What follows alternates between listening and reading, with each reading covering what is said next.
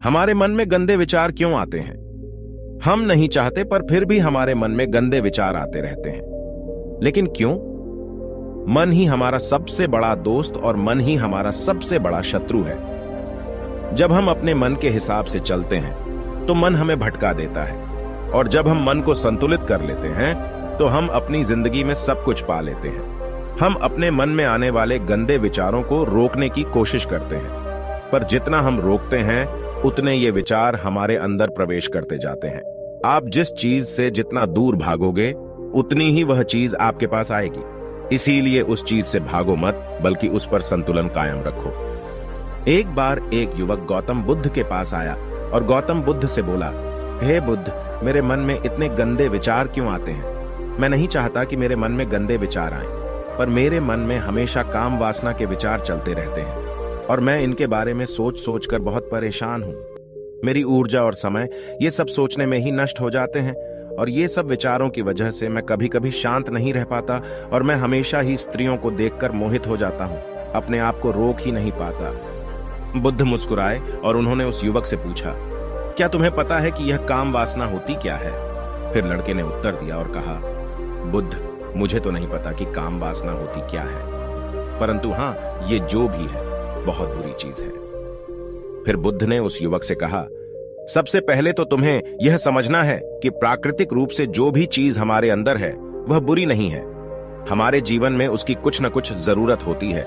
वासना कोई बुरी बात नहीं है, यह हमारे मन की एक भावना है जो हमें किसी न किसी चीज की कमी का एहसास करवाती है, और फिर हम उस चीज को पाने के लिए उस चीज की ओर आकर्षित हो जाते हैं। जैसे अगर तुम्हारे पास धन की कमी है तो तुम में धन पाने की वासना उत्पन्न हो जाएगी। इसका मतलब यह नहीं कि वासना बुरी है, बल्कि यह तो हमारे मन के एक प्रकार की जरूरत का एहसास है, और जब यह जरूरत शारीरिक हो तो हम इसे काम वासना कह देते हैं। युवक ने गौतम बुद्ध को कहा, बुद्ध, मुझे काम वासना का मतलब तो समझ में आ गया, पर आप मुझे यह बताइए कि यह आती कहां से है और कैसे आती है? गौतम बुद्ध ने कहा, काम वासना कहीं से आती नहीं है, यह तो हमारे अंदर ही होती है, और इसका होना तो जरूरी भी है, तभी तो मानव जाति का विस्तार होगा। युवक ने कहा, जब यह हमारे अंदर ही है और जरूरी भी है तो फिर लोग इसे गलत क्यों बताते हैं? बुद्ध ने कहा, यही समस्या है। लोगों ने काम वासना को गलत तरीके से सोच लिया है, इसे छिपाने की और दबाने की कोशिश करते हैं। काम वासना गलत नहीं है, बल्कि काम वासना का गलत तरीके से प्रयोग करना गलत बात है। लोग जिसे पसंद करते हैं उसी के लिए जीने लग जाते हैं और उसके बारे में हमेशा सोचते रहते हैं, पर यह सब गलत है। बुद्ध ने युवक से कहा, क्या तुम्हें पता है कि जानवरों में भी काम वासना होती है? युवक ने उत्तर दिया, हां बुद्ध, जानवरों में भी काम वासना होती है, क्योंकि जानवर भी तो आखिर अपनी पीढ़ी को आगे बढ़ाएंगे। बुद्ध ने कहा, तो फिर हम जानवरों की काम वासना को क्यों गलत नहीं कहते? युवक ने कहा, मुझे नहीं पता महात्मा, आप ही मुझे बताइए। गौतम बुद्ध ने कहा, जानवर अपनी काम वासना का प्रयोग आनंद प्राप्ति के लिए नहीं करते, वह तो सिर्फ संतान उत्पन्न करने के लिए काम वासना का उपयोग करते हैं। जानवरों को प्रकृति ने इतनी समझ नहीं दी कि वह काम वासना को अपने सुख का आधार बना सके, जबकि मनुष्य अपनी समझ के बलबूते पर प्रकृति में पाई जाने वाली प्रत्येक वस्तु को अपने सुख के लिए अपने प्रयोग करता है। हम इंसानों ने ही काम वासना को अपने सुख का साधन बना लिया है, जबकि प्रकृति ने तो हमें अपने वंश को आगे बढ़ाने के लिए दिया था, लेकिन इंसानों ने इसे अपने जीवन का परम लक्ष्य बना रखा है, और इस तरह से काम वासना का बेलगाम हो जाना गलत है। युवक ने बुद्ध से पूछा, महात्मा जी, ये काम वासना हम पर हावी क्यों होती है? क्यों यह बेलगाम हो जाती है? तब गौतम बुद्ध ने कहा, सुनो, अब जो मैं तुम्हें बताऊंगा उसे तुम ध्यानपूर्वक सुनना। काम वासना का सारा खेल तुम्हें समझ आ जाएगा, तुम्हें तुम्हारे सारे सवालों का जवाब मिल जाएगा, बस तुम्हें ध्यान से सुनकर समझना है। फिर गौतम बुद्ध युवक को बताना शुरू करते हैं। एक बार की बात है, एक आश्रम में गुरु और उनके शिष्य रहते थे। शिष्य रोजाना आश्रम के बाहर स्थित गांव में दीक्षा लेने के लिए जाते थे। शिष्य जो गांव में भिक्षा लेने जाता था, उस रास्ते में एक नदी पड़ती थी जिससे वह रोज भिक्षा लेने जाता था। एक दिन उसने देखा कि एक लड़का पेड़ के पीछे छिपा है। उसने लड़के के पास जाकर पूछा, भाई, तुम इस पेड़ के पीछे छिपकर क्या देख रहे हो? लड़के ने कहा, अरे तुझे नहीं दिख रहा क्या कि मैं क्या देख रहा हूं? तब शिष्य ने नदी की तरफ देखा तो वहां पर कुछ लड़कियां पानी भर रही थी। लड़कियां 14-15 साल की होंगी। तब शिष्य ने लड़के से कहा, अरे भाई, वहां पर तो लड़कियां पानी भर रही हैं, इसमें छिपकर देखने वाली क्या बात है? तब वो लड़का शिष्य की तरफ देखकर उससे कहता है, अरे पागल, तुम्हें दिखाई नहीं दे रहा क्या कि मैं क्या कर रहा हूं? वह परियां कैसे नदी से पानी निकाल रही है। जरा उनकी अदाओं को देखो, उनके कोमल शरीर को देखो, उनकी पतली कमर मटके को उठाते समय कैसे बल खाती है, और उनके बाल उनकी कमर पर कैसे लहरा रहे हैं, मानो सुंदरता बिखरी पड़ी हो। शिष्य फिर नदी की तरफ देखता है और इस बार वह देखता ही चला गया। अभी तक तो उसे कुछ भी नजर नहीं आ रहा था और वह बिल्कुल निर्भय था। उसे किसी बात का कोई डर नहीं था, लेकिन अब वह छुपने लगा और उन लड़कियों को देखने लगा जैसे उसने कोई अपराध कर दिया हो। और जब वो छुपकर उन लड़कियों को देख रहा था तभी वो अंदर से कांप गया और उसने कहा कि यह मैं क्या कर रहा हूं? मैं जो भी कर रहा हूं वह सही नहीं है, मुझे यहां से चले जाना चाहिए। और फिर वह जल्दी से वह से चला जाता है। फिर वह आश्रम पहुंच जाता है। आश्रम जाकर वह अपने कार्यों में लग गया, लेकिन जो अभी वह देख कर आया था वही उसकी आंखों के सामने बार बार आ रहा था। उसके मन में वही दृश्य चल रहा था। उसका मन वही सब कुछ देखने के लिए ललचा रहा था। उसका किसी भी काम में मन नहीं लग रहा था। सुबह होते ही वह रोज भिक्षा के लिए आश्रम से जल्दी निकल जाता और नदी के पास वाले पेड़ के पास जाता जहां वह लड़का पहले से मौजूद रहता था। उसके साथ मिलकर लड़कियों को छुपकर देखता था। अब वह रोज ऐसा करने लग गया। उसका मन अब किसी भी काम में नहीं लगता था।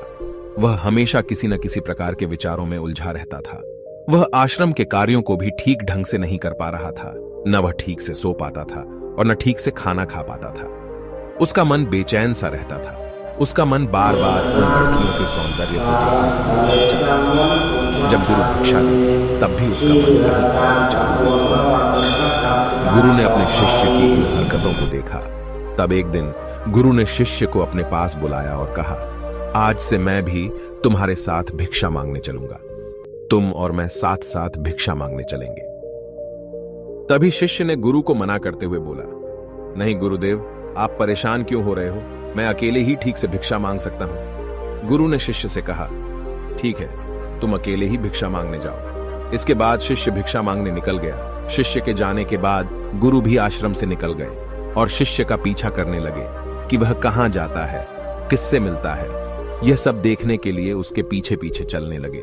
थोड़ी दूर जाने के बाद गुरु ने देखा कि उनका शिष्य एक लड़के के साथ एक पेड़ के पीछे अपराधी की तरह छिपा हुआ है और छिपकर कुछ देख रहा है। गुरु भी अपने शिष्य के पीछे जाकर खड़े हो गए, यह देखने के लिए कि आखिर उनका शिष्य क्या देख रहा है जिसके लिए वह पेड़ के पीछे अपराधियों की तरह छिपा पड़ा है। गुरु ने देखा कि उनका शिष्य पेड़ के पीछे छिपकर लड़कियों को देख रहा है जो नदी से पानी भर रही है।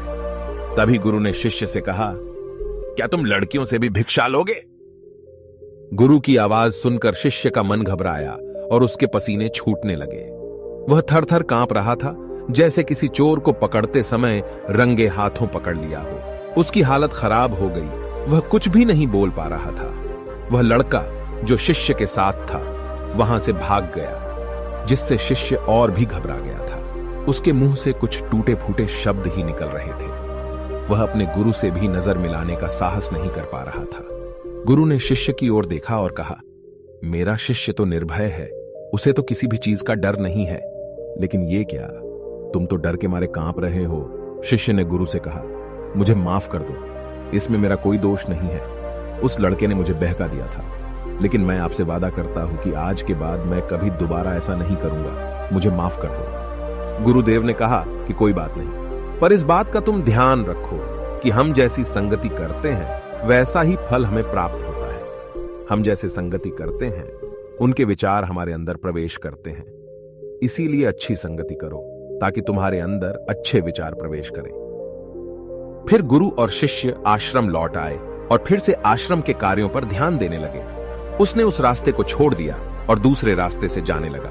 वह अपने काम को ध्यान से करता था, लेकिन धीरे धीरे उसके अंदर क्रोध उत्पन्न हो गया और फिर वह दूसरे शिष्यों पर क्रोध करने लगा और बेचैन हो गया। अब वह सही समय पर भोजन भी नहीं करता था। वह भोजन भी बहुत कम खाता था। एक रात गुरु शिष्य के पास आए और उससे बोले कि तुमने मुझसे वादा किया था कि तुम अपना मन नियंत्रण में रखोगे। अब तक तुमने कितनी बार अपना वादा तोड़ दिया। यह सुनकर शिष्य अपने गुरु के चरणों में गिर गया और रोने लगा। रोते रोते ही उसने गुरु से कहा कि गुरुदेव, मैं कई बार अपना वादा तोड़ चुका हूं, फिर वादा कर लेता हूं, लेकिन हर बार मैं वादा तोड़ देता हूं। मेरा मन मेरे नियंत्रण में है ही नहीं।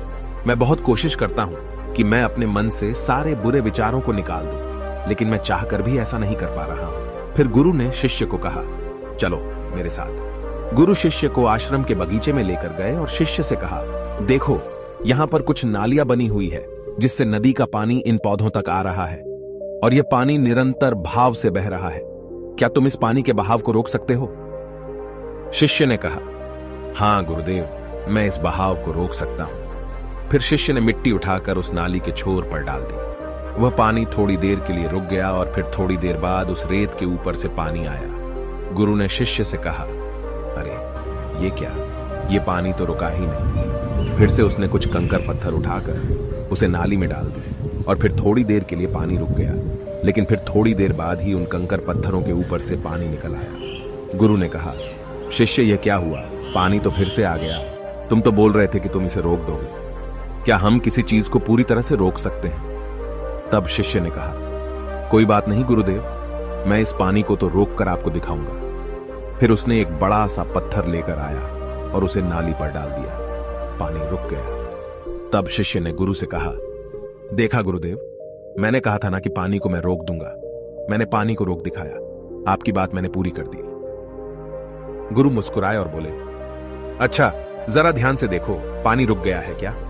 वो तो पीछे की नाली तोड़कर बाहर आ गया और अगल बगल से बह रहा है। और ध्यान से देखो, इस पत्थर के आगे भी आ गया और यह पानी अपना रास्ता बदलकर फिर से आगे की तरफ बह जाएगा। फिर थोड़ी देर बाद ऐसा ही हुआ। फिर गुरु ने शिष्य को समझाया, तुम्हारे साथ भी तो ऐसा ही चल रहा है।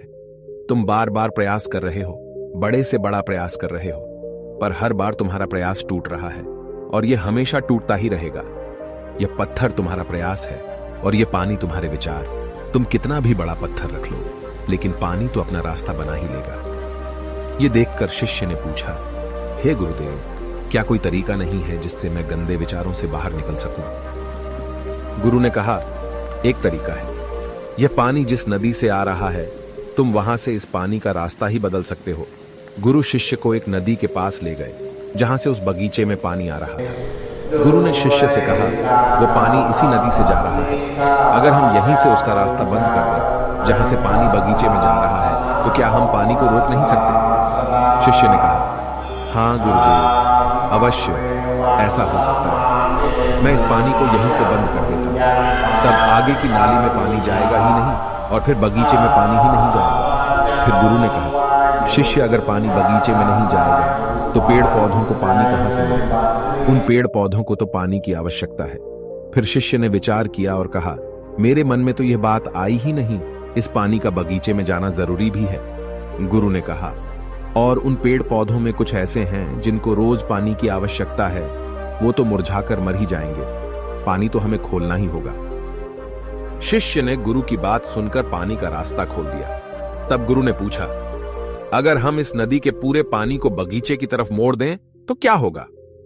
शिष्य ने उत्तर दिया, गुरुदेव, वहां पर जितने भी पेड़ पौधे हैं वो सब गलकर नष्ट हो जाएंगे और वहां पर कुछ नहीं बचेगा।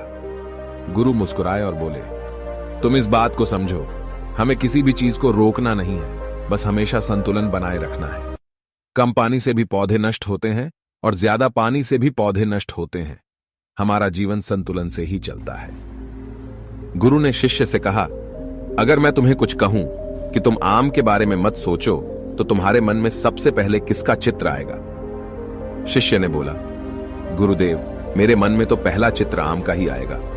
गुरु ने कहा, जब हम गंदे विचारों को जबरदस्ती रोकने का प्रयास करते हैं तो वे और भी मजबूती से हमारे अंदर प्रवेश करते हैं। इसीलिए हमें उन्हें कभी भी दबाने की कोशिश नहीं करनी चाहिए। फिर गुरु ने शिष्य को कहा, हमारे गंदे विचार बुरे लोगों की संगति करने की वजह से भी आते हैं। कभी कभी कामुकता हमारे अंदर होती नहीं है, लेकिन कुछ अश्लील लोगों के साथ रहने की वजह से ये हमारे अंदर हावी हो जाती है। फिर शिष्य ने कहा, गुरुदेव, आप सही कह रहे हैं, मैं अपने मार्ग से भटक गया था। फिर वह शिष्य उस रात बहुत ही चैन की नींद सोया। सुबह अपने कार्यों को पूरे मन से किया और फिर सुबह वह भिक्षा लेने के लिए उसी रास्ते से गया जहां वह लड़का आज भी पेड़ के पीछे छुपकर उन लड़कियों को देख रहा था। वह शिष्य उसे नदी पर गया जहां वह लड़कियां पानी भर रही थीं। उसने उन लड़कियों से पानी मांगा और उन लड़कियों में से एक लड़की ने उसे पानी पिलाया और उसे शिष्य के चरण छुए। शिष्य ने उसे आशीर्वाद दिया कि तुम्हारा कल्याण हो, जिससे कि मानसिकता सकारात्मक ऊर्जा से भर जाए। उसके चेहरे पर मुस्कान आ गई थी, जैसे कि उसे कुछ खोया हुआ वापस मिल गया हो। वह वापस अपने रास्ते से जाने लगा। तभी पीछे से वह लड़का आ गया जो पेड़ के पीछे छुपा हुआ था। वह शिष्य के पास आया और बोला, क्या बात है, आज तो तुमने नजदीक से दर्शन कर लिए, तुम तो मुझसे भी आगे निकले। तब शिष्य ने कहा, हम हमेशा दूसरों के दर्शन करने में ही व्यस्त रहते हैं, अपने दर्शन कर ही नहीं पाते। तुम कब तक इस पेड़ के पीछे छुपाते रहोगे? किसी को पसंद कर लो, उसे बोल दो। अगर वो भी तुम्हें पसंद करती है तो शादी कर लो और उससे पहले तुम कुछ बन जाओ। अपने आप को पहचान लो, ऐसे अपना समय बर्बाद मत करो। फिर वह लड़का रोज उस शिष्य से मिलने लगा और उसने लड़के को नदी पर न जाने के लिए प्रेरित किया। और फिर वह लड़का अपने जीवन में कुछ बनने के लिए संघर्ष करने लगा। तो तुमने देखा कि संगति का असर क्या होता है। अपनी संगति बदलो, अपने विचार बदलो। गुरु ने शिष्य से पूछा, क्या तुम्हें अपने सभी सवालों का उत्तर मिल गया? तब शिष्य ने कहा, हाँ महात्मा जी, आपका धन्यवाद। तब गुरु ने शिष्य से कहा कि जब तुम्हारे मन में गंदे विचार आए तब तुम अपने आप को दोषी मत मानो। यह शरीर है और यह सब इसने हजारों वर्षों से सीखा है। एक केवल तुम्हारे सोच लेने से या शपथ लेने से यह टूटने वाला है नहीं, लेकिन तुम्हारे पास वो शक्ति है, वो ऊर्जा है जिसका तुम्हें संतुलन उपयोग करना है। तुम एक जीवित ऊर्जा हो जो कुछ भी अनुभव करने के लिए स्वतंत्र है। इसीलिए तुम अपने आप को पहचानो। इस कहानी से हमें यह सीख मिलती है कि हमारे विचारों का महत्व कितना अधिक होता है। हमारे विचार ही हमारे भविष्य की दिशा को निर्धारित करते हैं। हमें सकारात्मक विचारों को अपने मन में पूरी शक्ति के साथ अपनाना चाहिए ताकि हम सही दिशा में आगे बढ़ सकें।